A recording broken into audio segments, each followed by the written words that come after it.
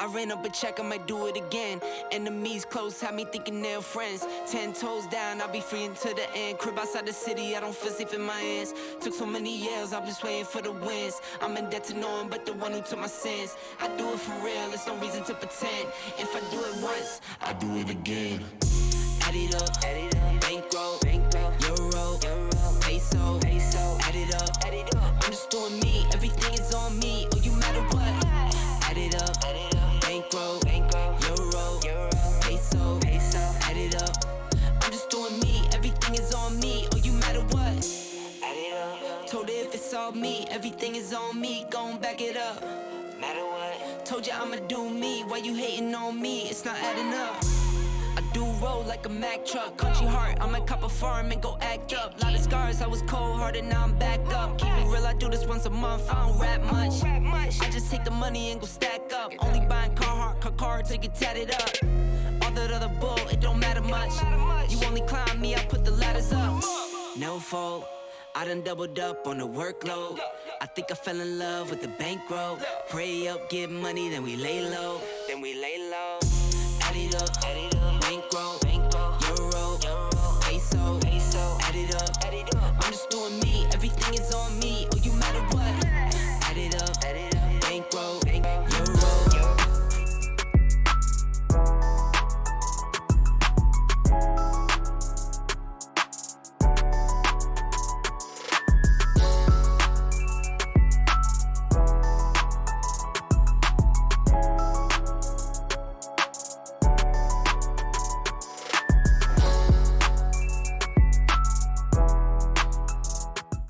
What's good, folks? Oh my goodness, Team No Sleep. What time is it? We shooting early today, man. We got It's the early bird special today.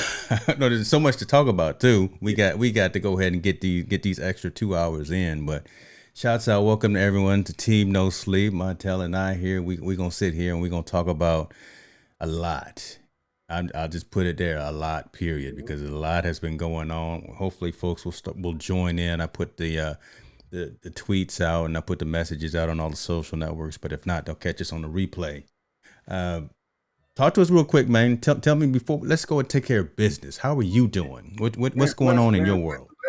As ever, man. Added up pesos, man. Trying to get that payday.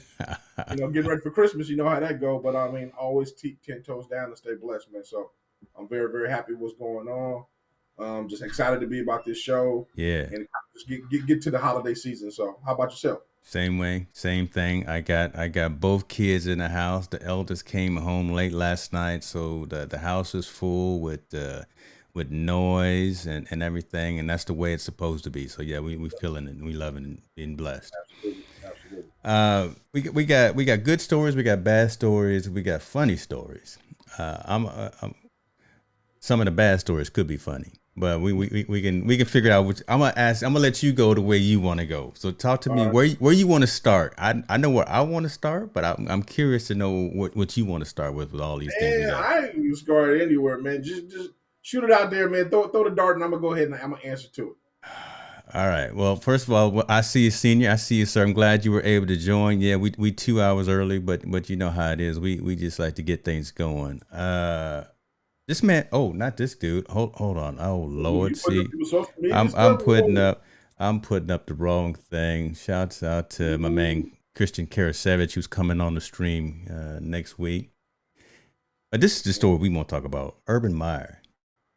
This man don't have a job anymore. Urban Meyer was coach for the Jackson.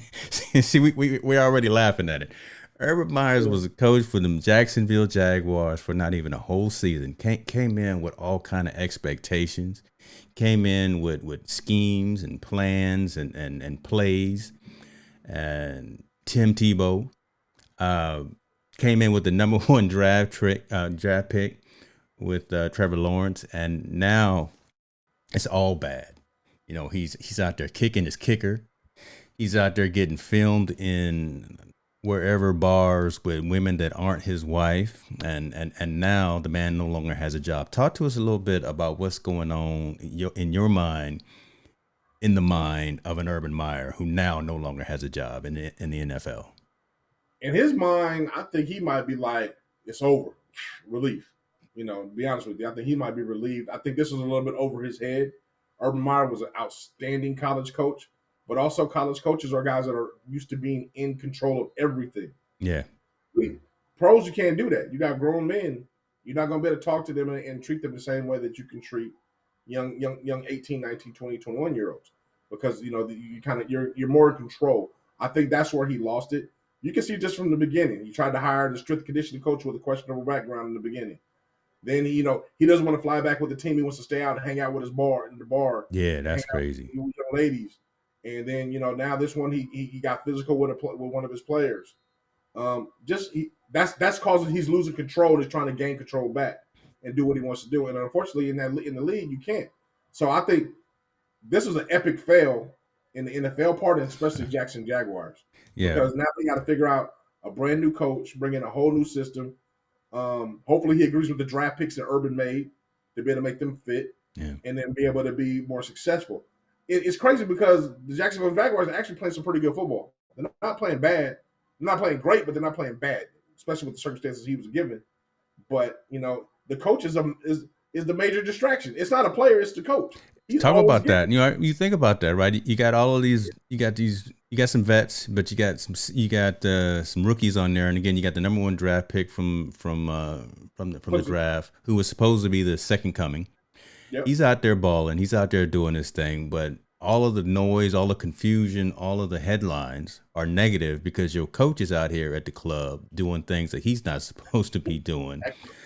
Acting the fool, right? Yeah. I mean, Florida, there's all these opportunities yet to go out and do whatever. But again, lead from the top. And Myers knows this. The challenge is, right, he should have realized this as well, is all of those players were getting paid way more money than he was as well. So being able to tell them grown men, kind of, as you say, to go and do what you need to do as opposed to college players at Ohio is a little bit different. It's crazy. It's been a pattern. Have you noticed that the really successful college coaches fail epically at the professional level, except for Pete Carroll might be the only. Pete Carroll will probably be the only one, I think. Yeah, no, I would only know. But Nick Saban failed in Miami. Yeah. Urban Meyer now failed in Jacksonville. The next probably high-paid college coach is going to come out. Looks like the trend might stay with the BFL because it's different. When you're a college head coach, you are used to being in control of everything. Everything from who we picking as cheerleaders to what's going in on the press guides, to who's my star player, who's going to be speaking on the podium. You're in control of a lot of that stuff. Where in the pros, you are not in control of that stuff. Other people are controlling that stuff. You are supposed to just manage your staff and your team, and he's failed at doing that because he's not in control of everything. And it's just unfortunate, man. I mean, because you wanted them to do well, right? Again, you don't want anybody to come into any position, especially someone that has the number 1 draft pick. You think they're going to at least do something. Yeah, the season beforehand wasn't positive. That's why they got the number 1 draft pick. But man, you don't expect to see all of this just snowball one right after the other, right? You at the club, you getting pictures with someone that's not your wife. You out there kicking your kicker. Literally kicking your kicker and going through all that kind of thing. So this is not a good look. I don't think he can come back from this, to be honest. He's just been a disappointment. I mean, when Urban Meyer was in college, he was doing great. They did great. He took that little hiatus, and all the rumors about him going to USC or taking over these other big programs, and he decided to leap to the pros, and it's just a fail. It's just a fail. I mean, you can't say anything. I mean, everybody had to take a loss at some point in their career. This is his big loss in his career, I think, that he took right here by going to this program and just being a major, major distraction. I don't think it's over with him. I think he's still going to be a great college coach. I think he's going to go back if he decides to coach again. I mean, he got paid a lot of money. He might just want to sit at home and be an analyst or do whatever. Hopefully he can come on Team No Sleep and talk with us. You know what I'm saying? Because he's not doing anything, you know. I mean, but maybe he might go back down to the college ranks and build a few programs. I mean, programs like Tennessee, things where he knows he's familiar with the law of the land. He understands how it works, and he can now have full control the way he wants to. Let's think about it. Even the episode he was out with in the bars and partying, that's like more of a college scene, right? He's like at a bar, college bar atmosphere, partying and have the young lady, whatever, that wasn't his wife sitting. He was in that was his comfortable environment, right? He stayed back in Ohio. Yeah. They won the road game. So he's comfortable in those environments. He's fine in those environments. I don't care about his personal life. I don't know if his wife and him have problems or whatever. I can really care less. But he's comfortable in that type of environments. In the NFL, he's just a discomfort because, in my opinion, he's not in control. And Yeah. when you're not in, and people that don't get in control, they find other things to get themselves into to distract them because they're not in control. And that's exactly what I think what he's been doing. So I think he's going to be okay. I think he'll go back to the lower level and be successful again. But he's just not ready to be an NFL coach. And like I said, Nick Saban was in the same situation. He wanted to be in control of everything. He couldn't do it, and he wasn't ready to be an NFL coach. He went back down to Alabama, and look what Alabama's become since he's been there. They're still Arguably the greatest. they just pick up the pace and keep winning. Yeah. I will say this, that I don't think that the NFL is as forgiving for coaches as they are for players. Correct. Right. So we've seen a lot of players that had issues, social issues, that had personal issues, and on the field issues, and they get brought back in. It's going to be really tough for Meyer to come back and try to control a team. So I don't even see him as an OC or a DC, right? But I just don't. I think he's done. He won't even be a candidate. His name won't even be mentioned and brought up in NFL conversations anymore. They tried, it failed, not going to happen. Yeah. He's going to have to go back to the power. But I mean, in all honesty, for him personally, it might be that gift and the curse or that blessing in disguise. What I mean by that, college coaches are now getting paid just as much or more than NFL coaches. So him going down, taking over a program, might financially benefit him even more. And if he can turn that team into a powerhouse, who knows? He'll go down like as one of the greatest college coaches, just like Saban has been able to do. So he's not out of coaching by any means. If he doesn't want to be out of, he just never be in the NFL again. Not again. Just like Mel says, Urban is done. and and no, we're 2 hours early. We got the social calendar is busy over in the Allen house. So, he's got to go out there and do some things. So we decided to kick off just a little bit early today. So thank you for joining, Melanie. Appreciate you. Yeah. No college wants that PR nightmare. That is well. I don't know. So see, don't step into something, because there's been a lot of other things that have happened with some other coaches that Urban may get welcomed back into some program. He's not coming back to the National Football League, but I don't know. Yeah, I think programs like Tennessee would want him back. I think programs like Florida would take him back in a heartbeat. Obviously, what he did there. Yeah. I think there's programs that will open up like they always do in collegiate football, and if his name is thrown into the mix, he could take it. Remember, we're only a year removed when he was the biggest, hottest thing that was going to come to USC before Lincoln Riley. What's there to say that Urban Meyer could say, you know what, I want to go take over Oklahoma? So I think, it might be fresh. Like now, Raul, it's too fresh, but a year from now, it'll be dead news, and he'll be right back into the ranks if he wants to throw his name back in. We're a very forgiving society. That's to our detriment sometimes, but we'll see how it works out. In the trading, what's happening to you, man? Coming all the way from Ireland. Shout out to where my bottle of Jameson at? I got a bottle that I personally bottled at the Jameson factory, man. So I know what's going on over there in Ireland. Yes, sir. Quinn, good to see you too, brother. Tennessee has a decent season. We'll see what happens there. We'll see. We'll see. I'm sure. Hopefully, Urban's still got people that he can reach out to that can make some calls for him. But right now, kind of like Montel, like you were saying, he should probably just go sit down for a little bit. Just go ahead and just go sit down. Hey, finish getting that check for this year and go sit on back, relax, go back to the bar that you was at and go have your lap dance. You gonna cause trouble at the man's house. Man. Hey, we don't. It's about to been already trouble at the house, so we don't even know. So, but no, like I said, I think he's a good football coach. He's fine. He's just like I said, man. He'll work it out. He was out of his element. So big time, absolutely. Yeah, Justin Charlin, good to see you, brother. Appreciate you for joining as well. All right, we butchered and we buried Urban Meyer here, but there's other stories from a football perspective. We're gonna jump all around a little bit. There's good news about what's happening for football, and young kid kind of shook up the world when it comes to where he decided he wanted to go for school. Let's talk a little bit about this guy, Travis Hunter.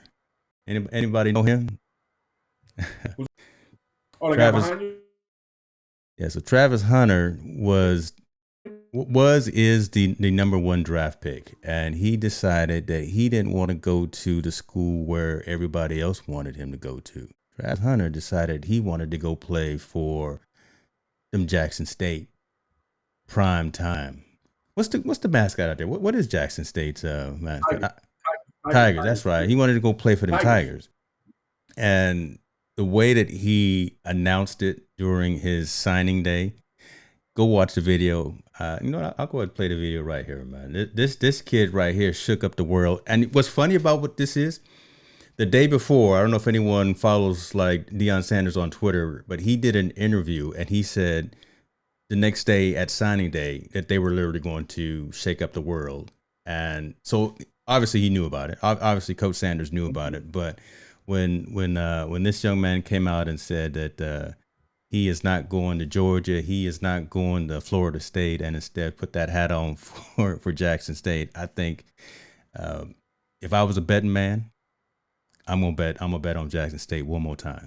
I'm gonna bet on Jackson State. Well, just the swag of pulling this off, right, and doing this. Look, he just throwing hats left and right. Like I don't care. Yeah, but you got to put this in perspective though too. I mean, don't get me wrong. His signing day was epic. I mean, I thought he did that was the best hype signing thing that I've ever seen before.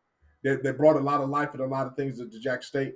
Unfortunately, this young man is receiving a lot of criticism for choosing Jackson State over a Power 5 school. But the thing is, you got to understand, he's a cornerback. He plays the same position as Deion does. Mm-hmm. I'm sure Deion's conversation was like, regardless of where you play it, I'm going to have you ready for the NFL. You're going to be an NFL star when you're done playing here for me, for sure, because I know how to do it. I did it. I'm the best that ever did it. I'm going to show you how to do it. So, with that being said, it's a no-brainer for another corner to go to Jackson State. I'm like, hell yeah. I'm going to be talking about the best that ever did it. Why not go there? I think it's a great spike for HBCUs. I think it's a great spike for FCS football, for Division I football. I think it's just going to be I think it's times of changing. Deion's doing more than that. That's what people don't understand. Deion's one of the first coaches to take kids from Division II and the portal and bring them to the Division I to play. One of his quarterbacks and one of his running backs are from Division II football. Now he's going out there. He's recruiting these top recruits. He's taking them from supposedly powerhouse schools, and he's getting them to play in this program. Will Deion be in now? Will Deion Sanders get promoted and get to a big school? It's going to happen sooner or later if he keeps doing this, for sure, because he's able to land recruits and do the things. Is he the greatest coach right now? I watched Jackson State 4 times, and they're pretty good schools. He got some things. I think a lot of credit goes to his offensive defensive coordinator as well. But I also give Deion a lot of credit because he's the one that hired him and facilitates the program. So, but you got to remember though too, they winning. They winning, yeah. Right at the end of the day, all that matters is that W. Deion right now has the Midas touch. Yes. Let's whatever he touches is turning to gold and turning into something that's really, really excellent. I believe that Deion Sanders right now is the hottest ticket in college football, which I wouldn't have said that last year. Wow. But he is the hottest ticket in college football right now. And the fact that he's standing his ground, not choosing to go to a mediocre or a low-level Division I school if he decides to change. He's like, if I got to make change in that program, I'm going to stay here at Division I level at Jackson State and make change at a HBCU instead of going taking on a program like Kansas or some failing Division I program right now. I think he's speaking volumes to what his worth is as a coach, and what he's doing on the field and what he's presenting out there, man. So, man, Deion flipping Turner was the biggest thing. No one ever expected this, right? No one ever expected this, and then for him to come out like I said, I just give the young kid, I give Hunter just props for the swag to go out there and just throw hats all over the place and play with everyone's emotions, because that was a big thing. This does put HBCUs in the forefront of the conversation now, right? Because again, now. Yeah, not only are we dealing with number one prospects and number one choices, now we're starting also talking about money. And the reason that I say that we're talking about money now is literally probably, I'm going to say 10 minutes after this happened. Yep. New Florida bill would allow schools to facilitate NIL deals because Florida State didn't get this top pick. They're now saying, now let's mandate how this name, image, and likeness works for all these college players. So they're sour in the mouth because they didn't get who they wanted to. So now that makes them want to put their hand in the pie now. They want to put their hand in the pie and get a piece of that money as well. Nothing's for free. We all know that. There's nothing in this world for free. So the fact that now they're going to be in the position where they can negotiate NILs or be a part of that, they're going to say, cut out the middleman or the lawyer or the outside businesses you're going to get NIL. We can do it for you in-house here, and we're going to take our little chunk off the top as well while you go get your image like your NIL money from here. It's a great idea, but it is what it is. They saw that now there's money on the table. I believe that young man Turner signed his NIL right the same day he signed with. Oh yeah, he did. Oh yeah. So he's gotten paid. He got his paid. At this point, let's be honest with you. And I think Lincoln Riley said it the best. Kids are going to go where they get the most money. That's where it's starting to end up to, the top recruits. Where they can go get the most money, that's where they're going to go. So if Georgia's only offering this kid, hey, we'll get you $600,000. Florida State said we can only get you $700,000, and Jackson State said I can get you $1 million. It doesn't matter what level of football you're going. He's going to go to Jackson State because they're paying the most. College football has become free agency now. Like it or not, it is what it is. That's kind of the way it's starting to become, and we're going to see more and more of it as the years and years go on, unless the NCAA puts some kind of cap on. I hear that, man. Let me get why is my framing? See, we're 2 hours early. I don't have my framing right. It's all good. I got too much ceiling on you right now. This is terrible, man. It's live. What are you gonna do? But back to your question. Hey, back to your question. Dion is like on fire. The dude is on fire. Like my whole thing, and I'm hoping. Remember, I've already told you there will be HBCU channel coming up. I think that's gonna happen sooner or later on ESPN1, right? On ESPN1 too, not anywhere else. Yeah. But I believe like the SEC and the Pac-12, all they have their own channels. I think the HBCUs are going to have their channel. The SWAC and I forgot the other conference, but when they combine, they're going to have their own channel. Yeah. So with that being said, that's more money going to be in their pocket, and I think it's viable right now. And number two, I just believe that right now, Dion is capitalizing off the market as presented to him. He is making HBCU so relevant that don't be surprised if Jackson State wins or one of the HBCU wins their conference, that they get invited to a mid-major bowl. And that's huge. No longer playing in the FCS games. Okay. We're playing in the Holiday Bowl. Or we're playing in the Tostito Bowl. Or we're playing in one of the – when they jump that ship, it's going to be a whole other ball game for sure. Wow. Because those games are now worth – one game is worth like $7 to $10 million. To the program, to the staff, and to everyone involved, and just the exposure as well. That's true. That's where the real dollars are when you get that TV revenue. Yeah, it's all good to be out there in your market and where you have your dominance. But man, when you get on ABC, CBS, NBC, whatever, and you're sponsored by the Tostitos Bowl on whatever channel, that's where it's really happening. So I agree with you. And the shouts out to you, man. Appreciate you for the support, man. Always, it's definitely we do it for you guys. Let's ask this question though. Again, we're talking about the relevance of what Dion is doing with the HBCU environment and the fact that he flipped the number one prospect, brought him over to Jackson State. Do you guys see this as a good thing? Do you see this as a detriment? And then I'll also ask the question to the audience: the fact that now those Florida State administration is positioning legislation to control the money that these kids starting to get. We talked about NIL day zero, right? We talked about it the day before everything dropped because we knew of some student athletes that were getting some money, but now it's front page news, right? Because now you got these types of kids. You got Master P's son out there getting his $1 million check day one. Right now, it's going to be on CNBC. Right now, it's going to be relevant from a financial perspective because you got these other kids. And like you just said, Florida legislation wants the schools to be in a position to control that money, control those dollars that are coming in to these young men and women representing their schools. It was writing on the wall from the beginning. They're just trying to take over from where the businesses and they want to get a piece of their pie. And it's funny because we were first talking about how the quarterback from Alabama was getting $900,000. We're talking $1 million deals now right off the bat. Yeah. This Turner, I think his deal was 1.5. The kid that just signed with Jack Steele, his is 1.5. Master P's son was 1.5 for basketball. I believe Mikey Williams, the basketball phenom high school kid, he's already signed a $3 million deal. Crazy. I'm not mistaken. So these kids are positioned. They're getting themselves positioned to be really, really a valuable commodity for the universities and for possible professional sports. So the school saying, hey, we need to get our money in here too. We need to get a piece of that pie too. I, I got It's a questions right or about wrong. this. So no, along these lines, because we've talked about Travis Hunter, and we haven't talked about this guy yet. So we want to give some shouts out too to Bryce Young for Mhm. winning the Heisman, but and he's gonna get his money too. Oh my gosh, and he's not He about to finished, pay. right? He He's about not finished. So congratulations to him. It was a good class, I think. Good top four that they were in the running for it. I think second place went to uh, a defensive lineman, didn't it? I think yeah, yeah. runner up. So I mean that's always cool because the only other person to do that was Woodson. But Mhm.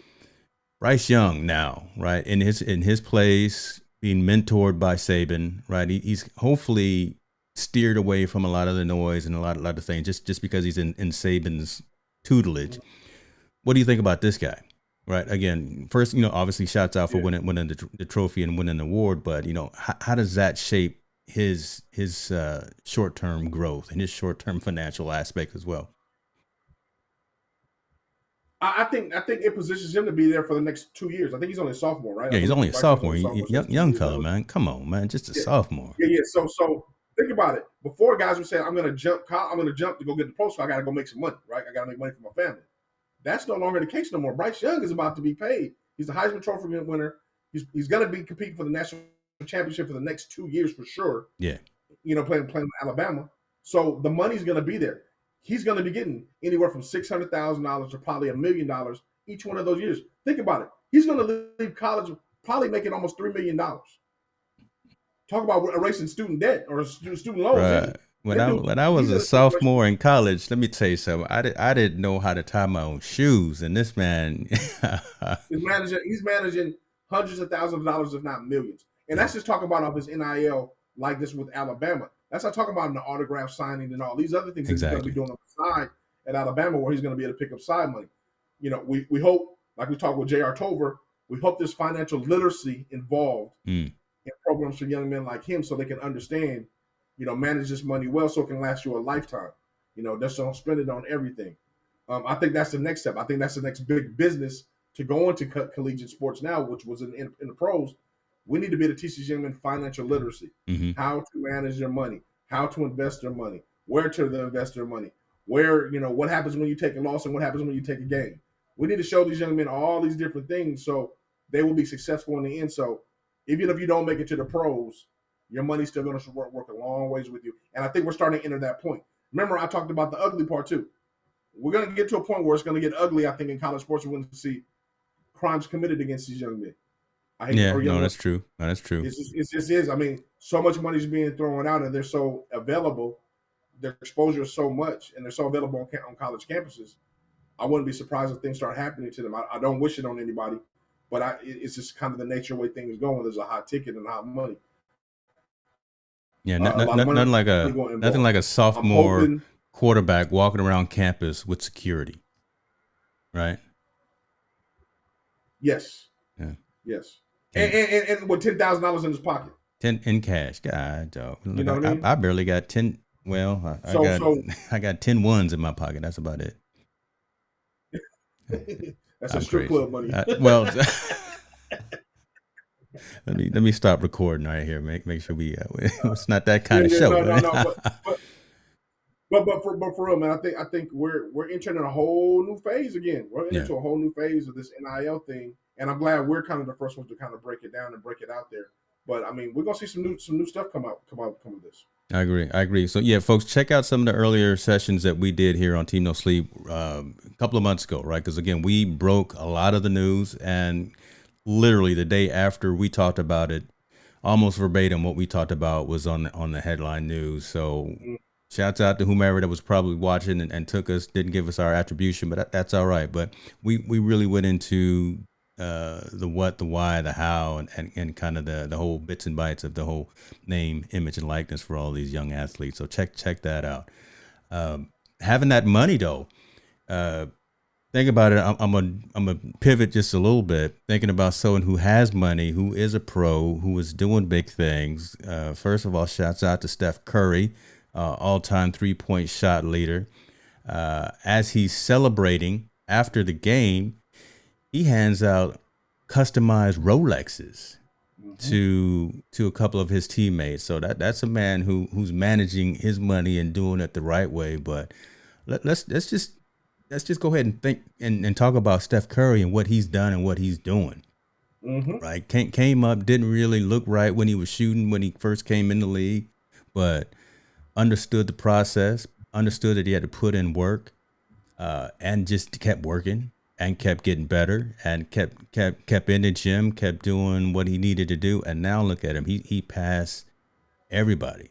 Ray Allen was there giving him his flowers too at the time. And it just is fitting that Steph Curry gets it because of what he's done from an entertainment perspective as an athlete, but he's still so young in his career that Yeah. he's just gonna blow this record away and continue to just stack up threes left and right. Yeah, absolutely. I think Yeah. first of accomplishment is epic. Mm-hmm. To do what he's done in such a short amount of time that he's done it. Yeah. Um, and I'm gonna get some slack for this, but I mean, Uh-oh. Steph Curry to me has had more of an impact on the NBA than LeBron James has. And Wow. and people can say yes, no, disagree with me, but look at the impact that Steph has. The game has changed because of Steph Curry, the way he shoots the three and how the range he has. It's trickled all the way down to high school, all the way to the little kids. Everyone is trying to shoot a three. No one's trying to play LeBron's game. Everyone's trying to play Steph's game. Even the big men want to shoot threes. They want to stretch the defense and come out and shoot threes. His impact on the game has been much, much larger, I believe, than LeBron James. I'm not saying he's a better player than LeBron James. LeBron James is probably the greatest athlete to ever play basketball.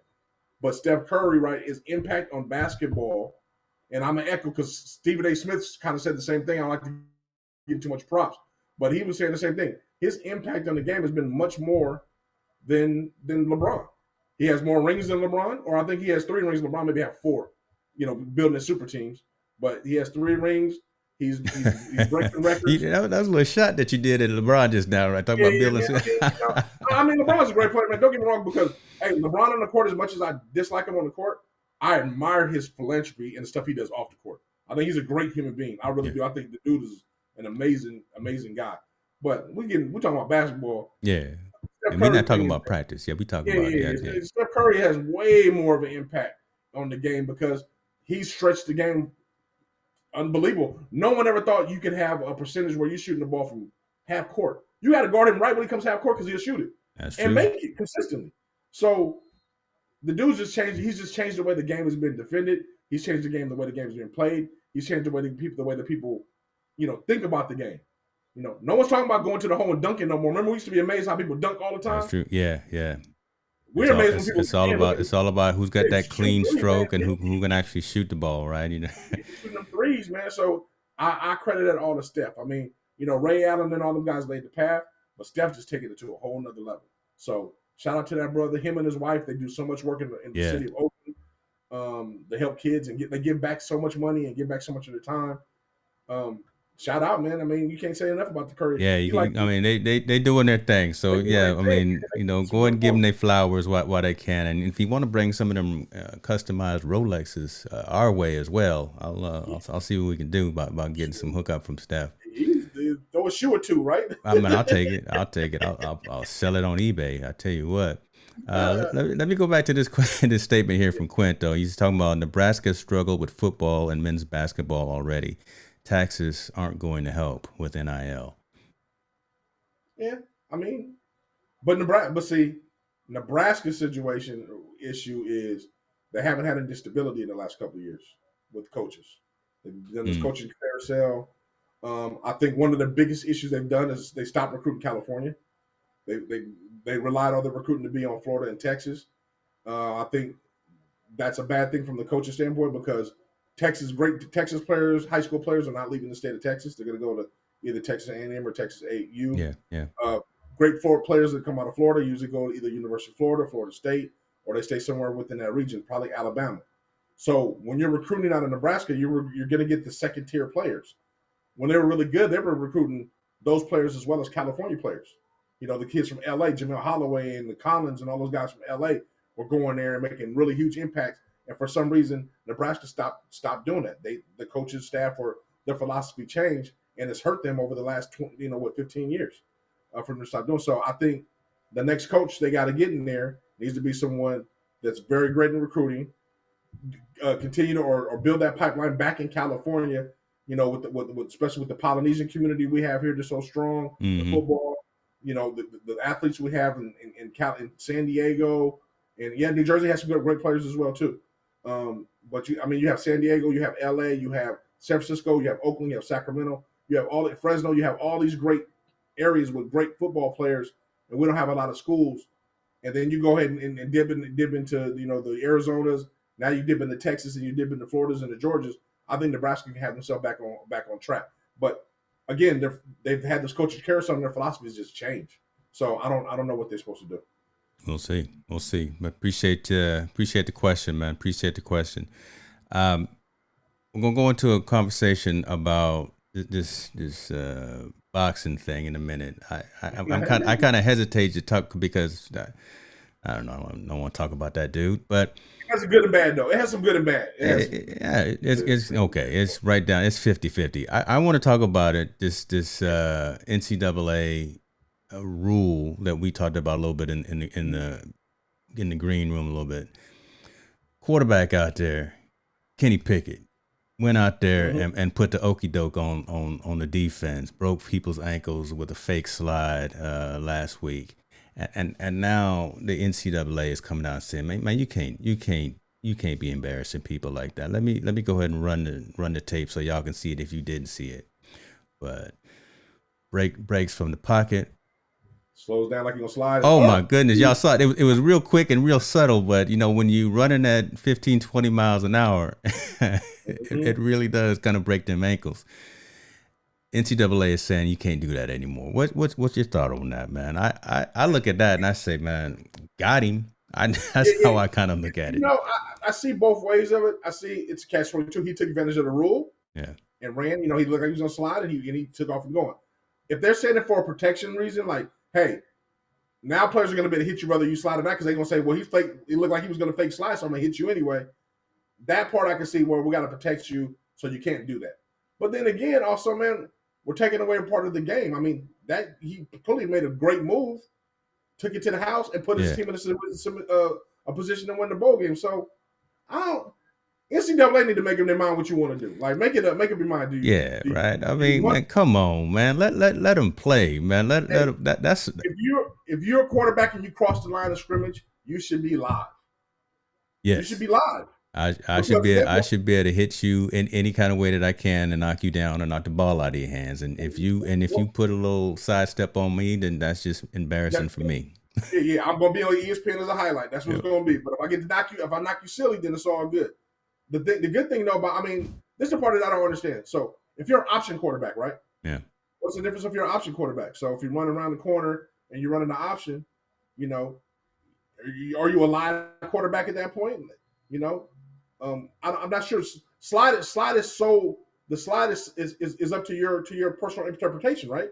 Is he going to slide, or is he really breaking down to make a move, or what is he doing, or is he really going to slide to kind of get on the ground? So it's going to be left up to refs to have their own interpretation what they think a fake slide is and what a fake slide isn't.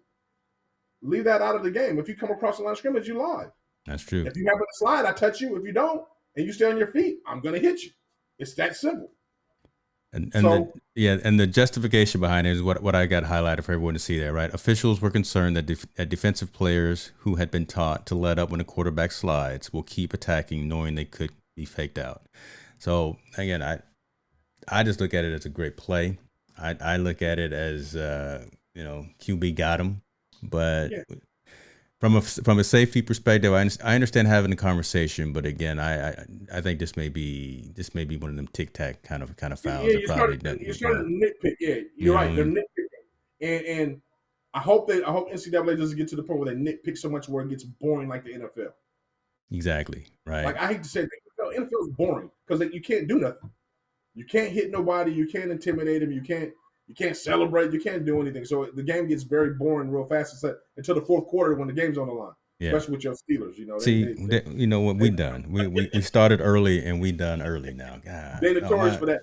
But I mean, the game is boring. The NFL game is boring compared to college. It's boring. There's not a lot of excitement going on, in my opinion, unless it's like either the playoffs or a really, really big game. So I hope the NCAA doesn't get nitpicky with the rules. They need to just kind of let things kind of happen, let it go. If somebody fakes you out by fake sliding, hey, that's on you. You got it. There's still no reason why the guy could have grabbed him. He just got shook out of his pants. Yeah, Right? he just got his ankles broke. He just got shook out of his pants. So just because you got embarrassed on national TV. So rugby right here. So it's talking about that. I want to learn the rules of rugby. I actually want to get out there and do it. Did you see that highlight of that young lady that ran that girl down in the rugby? No. Oh man, if I get the YouTube, I'll send it to you. Oh man, she ran her down like maybe 60 yards and tackled. It was probably one of the best plays I've ever seen in my life in any sport. But rugby, I've seen rugby. I've been privileged to being around a lot of Polynesians, especially I don't know if it's Tongans or Samoan. I forget which one, but they play a lot of rugby. I've been around the game. The sport is really really cool. It's physical. You have no pads, so they always think they're tougher than football guys. But also in rugby, you also learn to slow down. You don't run into nobody 100 miles per hour. You kind of you tailor down like 50 to make sure, because there's no pads. So, and plus there's some big fellas out there, big folks. Either way on the men and women's side. There's 3 sports I'm trying to learn. I want to learn rugby, lacrosse, and hockey. I can't enjoy it until I know the rules. I'm not going to just go to a match, go to a game until I know exactly what's going on. What is icing? What is offside? All of those aspects. And so, but rugby is in that top 3 of sports that I'm looking at. Quint came in here. Yeah, 45-21. The outcome didn't depend on that play, but exactly. Exactly. But it made the ESPN top 10, and it made Team No Sleep. So we definitely talking about it, man. All right, well, let's go ahead and get into this boxing story or this fight story. Jake Paul and Tyron Woodley gonna do it one more again. Mm-hmm. One more again. Look, I'm not a Jake Paul fan. He's just winning though, man. You can't knock it. No, he is winning, right? He was winning when he was doing content creation. He's still doing, he's still a YouTuber, and his brother, they still doing that, making millions of dollars doing what they're doing. And now, he says he's a professional boxer, and he's got a 4-0 record as a professional boxer. I can't knock him for that. I guess I'm more of a traditionalist, kind of like you, of the sport, and again, respecting the process. It just seems like he came out of, again, doing crazy stage YouTube pranks and videos, and now he's out here in the ring with Tyron Woodley, who puts in work, right? Who actually is a fighter, who knows fundamentals. It's unfortunate that Tyron lost the first match, but they're gonna do it again. We're gonna see what happens. So, what are your thoughts on it, man? I'm gonna take it from Ray Leonard Jr. when we spoke with him. I like the fact that it's promoting boxing, so it's kind of bringing some more shine on the sport as a whole. So we can watch the greats like Canelo Anthony and these other good fights that really are coming on, Crawford and all those guys. I think he brings a new light. Paul brings a new light to the sport. But then again, I still feel like this is gimmicky, like you said. This is like, kind of like a gimmick. But I believe his passion. I mean, he sounds like he's real. Jake Paul sounds like a boxer. He talks the talk. Yeah, like a boxer. He's got the swag, right? And he's got the entourage. Yeah, and he's like, I'm gonna beat him again. I'm gonna knock whoever out's in front of me.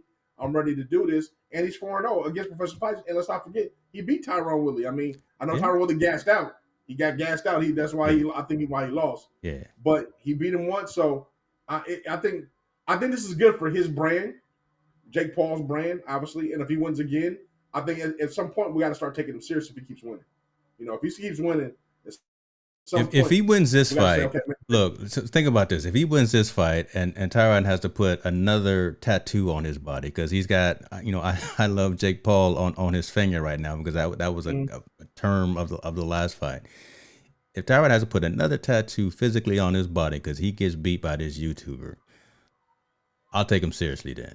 Yeah. I'll take, because I think now he knows, right? Now Tyron is saying, okay, now I've been in the ring, I know what to expect, kind of, right? And I know what I need to do. But if it turns into a TKO or if he's down in the first round, just I'm just looking at pictures too, man. I mean, Jake Paul looks like crazy, man, and you know, I don't want to run into Tyron in the middle of the street because he put them hands on you. But look, hey, Jake Paul, look, he can put them smack them things on somebody too. So I mean, I'm not going. I'm not going. I mean, I'm not a fan. I'm not. I won't pay to watch it. I'm not going to watch it. Yeah, I'll probably catch it. I catch the highlights afterward or whatever they say. But I do believe, you know, the dude, if he wins, he's real, man. I mean, he's really doing the thing, and he said it. He's the good thing. He's turning a whole bunch of people that normally wouldn't be fight fans. that's It's true. fun. Okay, you know what? That's true. A whole different demographic, kind of the Yeah. youngsters, the young cast, the people who are online doing social media and things like that, who are Mhm. followers of his, the millions of followers that he has. They're bringing it Yeah. to the screen now.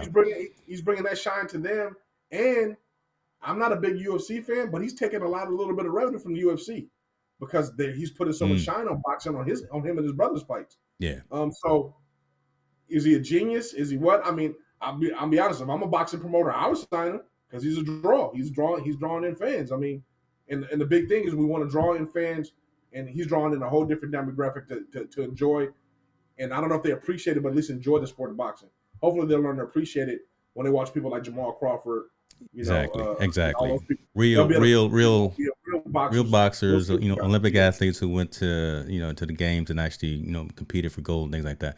I do think he's a good businessman. I will say yes, that. I think Jake Paul is an excellent businessman, right? yeah, And he's everything he does, I'm sure, is with intent, right? mm-hmm. He knows exactly every single move that he and the folks in his camp are doing. So it's all planned out. Again, you can't just think that I'm gonna have my opponent, if they lose, tattoo something on their arm without, you know, having that pre thought out and yeah. predetermined.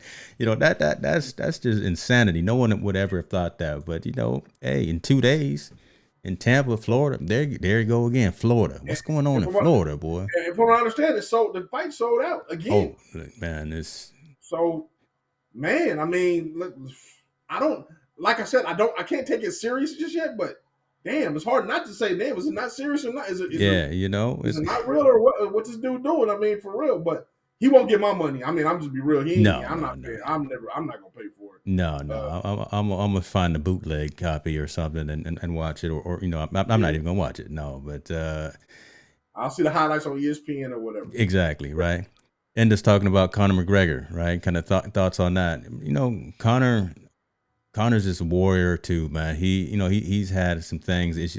I don't watch a lot of the fight game, but I do watch Connor when he's out there because he's just a huge draw, just because of his.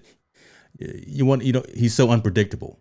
Right? You don't know what he's gonna say, what he's gonna do when he walks into the press conference, when he walks in the ring, or whatever the case may be. So, would love to see him get healthy again, get back into the octagon and get back to battle. So, I don't see. I was gonna say I don't see Connor and Jake fighting, but then again, we saw Connor and Floyd fight. So, I don't know. I think when Connor, like you said, needs to get healthy again, get back to his old self, get back to his comfort zone, which is dominating the octagon, which he did for so many years as a champ. Um, and the smart business move was to fight Floyd to get that big payday. Get that So money. got him over the hump. And again, when you talk about business acumen, I think he was so great of a businessman. He's the first fighter to be able to bridge both UFC and boxing together Mm-hmm. Mm-hmm. and make money off of both of them and become a bigger draw in both. You know, he became a big draw in boxing. He became a big draw in UFC just because he fought Floyd and did those things. So Conor McGregor business acumen is, I think, off the charts. The way he positioned himself, but also those last couple of fights, man, he's been beat pretty bad Yeah, by that yeah. one fighter. So I hope he can get it right. I hope he becomes a promoter or kind of just either walk away into the light and get your roses now and don't get hurt, or you know come back with some prelim fights to get yourself ready and maybe go for one more gusto as a championship. But I mean, Connor's a legend in his own right. I mean, he's a legend in the UFC world, so have to give him nothing but respect. Yeah, I agree. And I think he still tastes blood in the, you know, in the water, smells blood in the water. So he's not done. He's gonna go out there and get knocked around at least one or two more times before he completely hangs it up. So, like I say, I hope he gets healthy. Hopefully, he gets back to right. Quint just asking, will we see any more Crawford fights? We may, hopefully, right? We'll see. Yeah, You know, yeah. we will see. What all that means? Just mean people don't want to have issues where they miss great fights. Pacquiao and Mayweather. Yeah, I agree. Yeah, that's been a boxing a boxing issue for a long time. Where we feel like the greatest don't fight the greatest at their peak of their Yeah, time because of money issues. it's all a money Um, issue, it's promotion issue, always and money money. Yeah, issues. It's not a boxing issue. But I believe like this new generation of boxers coming up, they're fighting. You know, I think that there was just a big fight between the young cat, Floyd Mayweather's fighter, I forgot his name, and the other guy. They were both number one ranked contenders. They fought to a good fight. So I think now it's starting to become where you're gonna have to fight the best to kind of get it going. I just think we have a lackluster in the heavyweight, which has always been the dominant division. There's not a hmm lot of people. There's not a lot of people in the heavyweight division. Tyson Fury, and then after that, there's no one else pretty much that's up and coming. So he dominates that one, but everything else below, I think we'll see some up and coming fighters. I think boxing is done just like baseball. They've done a bad job of promoting their sport. They've done a horrible job of mm. promoting the sport. You know, it's just it is what it is. UFC has been smart about it, having fights every week and having them on TV all the time. Been able to do some great things with that. I think boxing has done just quite opposite. They've done just a poor job getting rid of Friday night fights, having those polarizing personalities Yeah, in yeah. in front of the camera, talking about their fight. They just done a really horrible job. So hopefully, you know, a guy like that's why a guy like Jake Paul is beginning to become successful. He's a pulverizing That's personality, crazy. and Jake Paul he's is going out to be there the savior of the whole boxing probably. boxing ecosystem. That's just insanity. But Yeah, stranger things have happened. Stranger things have yeah. happened. Couple of stories I just want to just mention because it was a busy week. We want to give some props out to J.R. Smith out there. You know, the man retired from the NBA. The man went over to A&T. college. Yeah, you know, real. You know, well, I'll call it just real, but no joke college. He's out Yeah, there golfing, doing his thing, and not only is he succeeding in all that, but he's also succeeding the right way in his academics and yep. 4.0 from a GPA perspective. So J.R. Smith is out there doing it Man, right. would you ever think the dude that would have No, no shirt on no. with tattoos, with E and J out of the bottle on the championship float will be in lines to be a great golfer and a high academic student in college? That's why we got to talk about it. J.R. Smith out there, don't know what to don't know what to do with the ball in the finals, and LeBron is looking at him crazy, and he's Yeah. he's The turned dude, himself around. He's got a new but life outside of the NBA. So I think that goes to show you never judge a book by its cover, right? It's that's, one of you those know kind what, of that's fights true. because That's the true. first thing you would say was him is like he throwing up gang signs when he's playing basketball. He has all these tattoos. The guy's drinking, straight E and He J was straight drinking, out the old bottle with his Boone's shirt off. Farm. He was Yeah, drinking Boone's Farm. in the snow to now do this complete 180 to where he's at a prestige. You know, he's at North Carolina A&T, Yeah. HBCU college, really high prestigious, especially tough academic school because it's about technology there. Yes, sir. Big technology school. He's got a 4.0 there, and he's one of the better golfers on the golf team. So I mean, major shout out to him. He earned a golf scholarship, which he didn't need it, but I Yeah. mean, he earned a golf scholarship, and he's there playing golf, and he's doing very very well for himself. So man, can't do nothing but shout out Hey to Jay. man, so and those are the stories, right? That you got to tell. They make a little bit of headline, but folks don't keep restating them, especially to the youth. But that's a that's a not necessarily even that it needed to be a turnaround story. It's just a good story that needs to be repeated and told to folks that someone I like think that's him. an image shift. That's an image shift story. Yeah, Like, look at this yeah, guy's image over here. yeah, Look at him now. yeah. So, shout out to the brother, big time. Love it, love it. And then Dick Vitale, I just want to bring that story up because Dick Vitale, look, everyone in college sports, not just college basketball, knows who Dick is. He's been going through some chemotherapy and some treatment. He was fortunate enough to be cleared to be able to go hang out at the Baylor Villanova game last weekend. So he got a well deserved ovation when the crowd saw him out there being medically cleared again to be able to go out there. So I will play this because yeah, that was pretty cool to see that. Yes, I mean, indeed. because again, you think about it, man. You just you never know, and then this man has touched everyone's life from just his voice, his antics, and his enthusiasm when he's out there. So just I think, being able to see him like that is cool. yeah, man, cancer is that sucks. It's just the devil, Yeah. It eats people away. Shout out to my best friend Tim Wadom. He's going through his cancer stuff right now, so I know firsthand how it is. And to have Dickie V, fight this battle with cancer. And remember, I don't know if you guys remember, over 25-year-old, him and Mr. Coach Valvano, who died from cancer. Yes. The V Foundation is found off of. He died of cancer. Yeah. So, but that was a really good friend of Dick Vitale. So, man, I hope they can continue to raise money to solve this, solve this sickness. But I mean, for Dick Vitale, man, it brings warmth to my heart. This man, Yeah, give that's gave his life just to, real cool, right? Right. I yeah, mean, man, gave his life to college sports, and they gave him a standing ovation for him to come back out there after he's doing with this battle, man. Everything I've ever heard of him. He's just a great guy, great man. They do, and it wouldn't be the same without him. So without him out on the sidelines, like doing his reports. So I definitely just wanted to share that. Absolutely. That was the end of the sports stories that we had for the week. Last week, we ended the show talking about an event that was going to happen immediately after we got off air. It was a concert, and it was Kanye West and what's Aubrey. That's what Drake's real name, and I don't know his last name. And but Kanye and Drake, Degrassi from Nickelodeon or from where. They were doing a show. They were doing a benefit concert for Larry Hoover. To this day, I can guarantee you that the 80,000 or so people that were at the LA Coliseum, 80% of them still don't know who Larry Hoover is. Mm.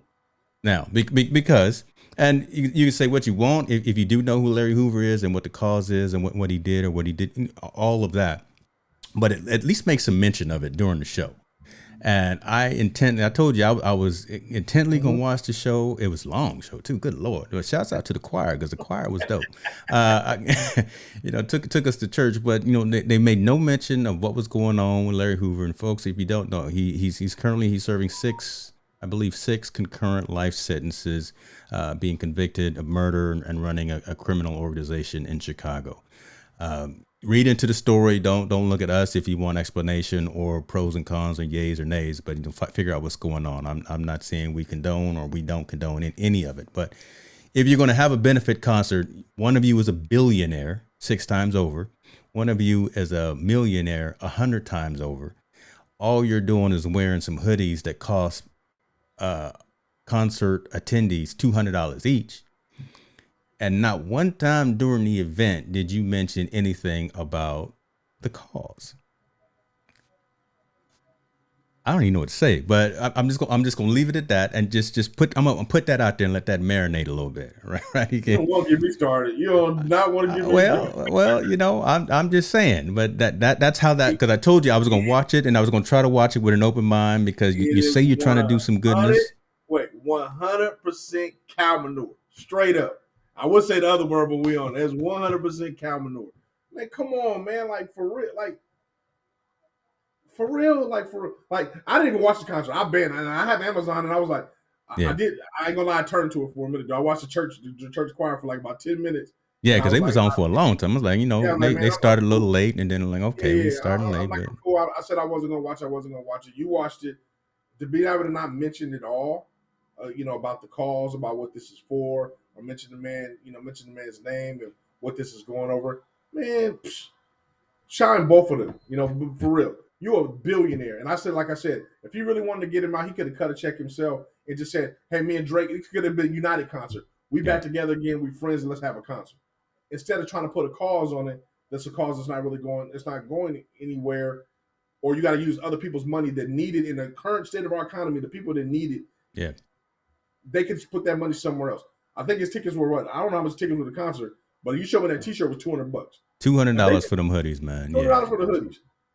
Man, all that money could have went to somebody, like I said, a different cause, homelessness, combative about. If you want to talk about Chicago, let's talk about the gun violence in Chicago and curb that. Why isn't it the benefit concert for that? Help those young people who are there. Help education. Start a school. Give scholarships.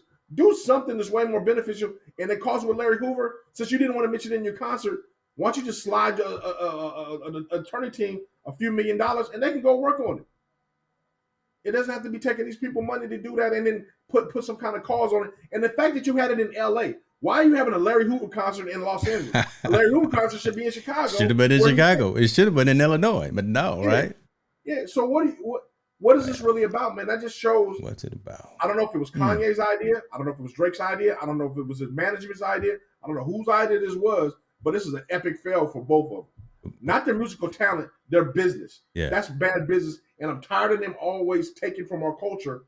And I'm talking about hip hop culture and culture generally to do bullshit like this. It's bullshit. Yeah. No, that's exactly what it was. And in the city he watched it, he enjoyed the show, from a music perspective, right? To see them two get up there and do what they needed to do. Yeah, but don't say it was for X, Y, and Z cause when you didn't even mention that particular thing. So, and there's things aren't apparently as nice as they may seem on the outside as well, because the story now also breaks today that in the rerun of the show on Amazon, none of Drake's set is even part of the whole thing.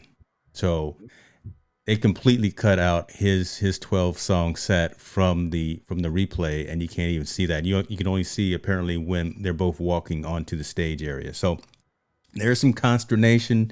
There's some issues going on behind the scenes with that. So again, it just didn't seem right. We talked about it last week, said we were going to revisit it this week to give our opinion and give our views, but it didn't seem like at the end of the day that it worked out the way that it was supposed to work out. They did a concert. I have the same opinion I had last week. You did, and I'm in line with you, man. I actually wish I hadn't stayed up the whole time and watched it. I left. I went and drove to Del Taco and got me something to eat. I watched the show in the car while I was waiting in line, and I'm mad because I waited in line at Del Taco for over an hour. But that's a whole nother story. We don't want to talk about that. And why am I going to Del Taco at 10:30 at night? But I'd rather be like, give my shouts out to Larry Hoover and his family. I hope they get the money. I hope it doesn't go towards his cause. It doesn't go towards whatever they put on. Yeah. I wish they would have just did something more meaningful. Just did it differently. Just did it. So I'm not undermining Larry Hoover. I think his life is meaningful. People, please read his story. There's some things that's going on in this case that is bad. But again, if this was a true cause that you wanted to do that, being a $6 billionaire, you don't need to have a benefit concert to do anything. Yeah. All you got to do is say, you know what? Hey, I really am passionate about this guy. I think this young man's innocent. Let me a couple $1 million check and let me get a super team to work on this case. Yeah. It's just that simple. So there's the moral right there, folks. Do your homework and go read up on it yourself and see and form your own opinion. But again, we just think that it didn't work out the way that it should have worked out. So that's it, brother. We done. All right, we gonna wrap. We're gonna wrap 2 hours early. I haven't been drinking, so I'm gonna go hit the gym. I think I'm gonna go hang out underneath the squat rack. You're gonna go watch a game. So yeah, absolutely. Folks, we appreciate you as always. Thank you for joining. We're gonna take next week off because it's holiday time, right? And we're gonna spend time with family. We're gonna eat a lot of turkey, a lot of ham, or whatever it is that you want to eat. We gonna eat it. Get your Jingle Bell Rock on. Get your Jingle Bell Rock on. Yeah, I should have queued up some more Christmas music or something. But we'll hook up, folks. Definitely follow us on the channel. Share us out. Give us some feedback, give us some criticism, whatever the case may be. We're just trying to grow. We're just trying to enlighten, entertain, and educate. We're going to come back bigger and stronger in 2022, and we're just going to keep doing what we do. So that being said, you guys as well, Merry Christmas, Happy Holidays. Brother Montel, be good to yourself, huh? Absolutely. Later, man. Yeah.